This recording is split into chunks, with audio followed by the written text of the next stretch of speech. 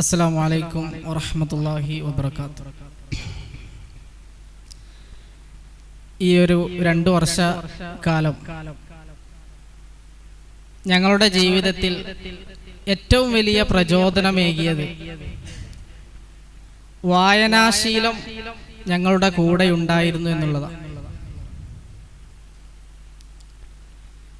ഞങ്ങളുടെ മനസ്സിന്റെ ഭക്ഷണമായിരുന്നു വായന. ഞങ്ങളുടെ എല്ലാ മാറ്റങ്ങൾക്കും പ്രചോദനമേകിയത് അത് ഞങ്ങളുടെ മാഗസിനുകളിലടക്കം ഞങ്ങളുടെ ലേഖനങ്ങൾ, കവിതകൾ, ചെറുകഥകൾ തുടങ്ങി ധാരാളം മേഖലകളിൽ ഞങ്ങൾക്കെല്ലാവർക്കും എത്തിപ്പിടിക്കാൻ സാധിച്ചത് ഈ ഒരു വായനാശീലം ഞങ്ങൾ കൊണ്ടുവന്നതുകൊണ്ട്. നേരത്തെ സാറ് സൂചിപ്പിക്കുകയുണ്ടായി ആറ്റോമിക് ഹാബിറ്റ് എന്ന പുസ്തകത്തെ കുറിച്ച്. ജോർജ് ക്ലിയർ എഴുതിയിട്ടുള്ള ആ പുസ്തകത്തിൽ 21 ദിവസത്തെ കുറിച്ചുള്ള ഒരു ശീലത്തെ കുറിച്ച് സംസാരിക്കുന്നുണ്ട്. നാം ഒരു കാര്യം നേടിയെടുക്കാൻ ചെറിയൊരു പരിശ്രമം അത് തുടർച്ചയായി 21 ദിവസം കൊണ്ടുവരികയാണെങ്കിൽ അത് പിന്നീട് നമ്മുടെ ഭാഗമായി മാറും. അതുപോലെയായിരുന്നു ഞങ്ങൾക്ക് ISR നൽകിയ അവസരം. ഞങ്ങൾ വായനയിൽ ആദ്യം തുടങ്ങി, പിന്നീട് അത് ഞങ്ങളുടെ ശീലമായി മാറി. ഇപ്പോൾ ഓരോ ദിവസവും എന്തെങ്കിലും പുതിയത് വായിക്കാതെ ഞങ്ങൾ ഓരോരുത്തരും ആ ദിവസം പൂർത്തിയാക്കാറില്ല. എന്തെങ്കിലും ഒന്ന് വായിക്കും. പുതിയൊരു അറിവ് കണ്ടെത്തുന്നതിന് വേണ്ടി പ്രത്യേകം ഞങ്ങൾ ശ്രദ്ധിക്കാറുണ്ട്. നമുക്കറിയാം, ലോക പ്രശസ്തരായിട്ടുള്ള ചരിത്ര പുരുഷന്മാരെല്ലാം വളരെയധികം വായിക്കുന്നവരായിരുന്നു. സ്വതന്ത്ര ഇന്ത്യയുടെ പിതൃസ്ഥാനം വഹിക്കുന്ന മഹാത്മാഗാന്ധിയും നെഹ്റുവും ഡോക്ടർ അംബേദ്കറും മൗലാന അബുൽ കലാം ആസാദും വായനകളുടെ കൊടുമുടിയെ വാരിപ്പുണർന്നവരായിരുന്നു. ഖുർആനിന്റെ ആരംഭം തന്നെ വായിക്കൂ എന്ന ആഹ്വാനത്തോടു കൂടിയാണ്. അറബി നാഗരികതയും ഈജിപ്ഷ്യൻ സംസ്കാരവും എന്തിനേറെ യൂറോപ്യൻ വിജ്ഞാന വിസ്ഫോടനവുമെല്ലാം സാധ്യമായത് വായന എന്ന വജ്രായുധത്തെ മുറുകെ പിടിച്ചുകൊണ്ടായിരുന്നു.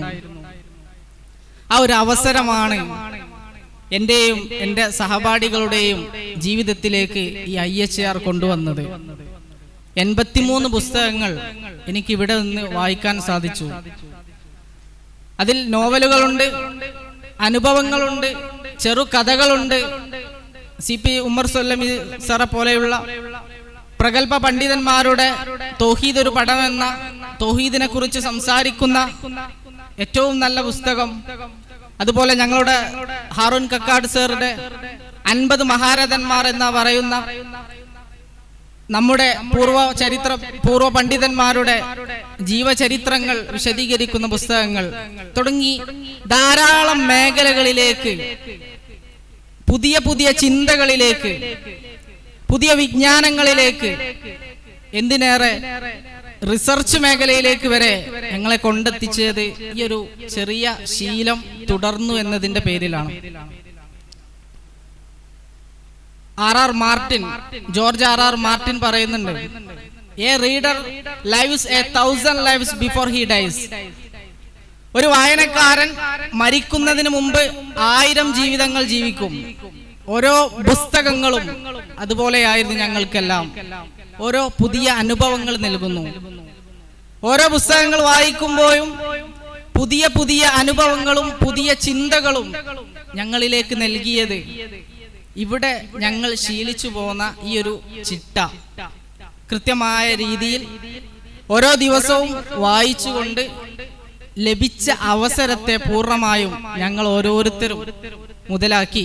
ഞാൻ മാത്രമല്ല, എൻ്റെ സഹപാഠികളും ഞങ്ങൾ ഒരുമിച്ച് തന്നെ ക്ലാസ്സുകളിൽ ഇരുന്നു കൊണ്ടും അതുപോലെ തന്നെ ചർച്ച ചെയ്തുകൊണ്ടും ഈ ഒരു അക്കാദമിക് രംഗത്തെ പഠനത്തിന് പുറമെ ധാരാളം പുസ്തകങ്ങൾ ഞങ്ങളുടെ ലൈബ്രറികളിൽ നിന്നും, അതുപോലെ KP സർ ഞങ്ങൾക്ക് നൽകിയിട്ടുള്ള ധാരാളം മോട്ടിവേഷൻ രീതിയിലുള്ള പുസ്തകങ്ങൾ, ടൈം മാനേജ്മെന്റ് ചെയ്യുന്ന ജെയിംസ് ക്ലിയറിന്റെ ടൈം മാനേജ്മെന്റ് എന്നൊരു പുസ്തകം, അവയിൽ നിന്നെല്ലാം കൃത്യമായി എങ്ങനെ സമയത്തെ വിനിയോഗിക്കണമെന്ന് ഈ ഒരു 2 വർഷം ഞങ്ങൾക്ക് പഠിപ്പിച്ചു തന്നത് ഈ IHR ആണ്.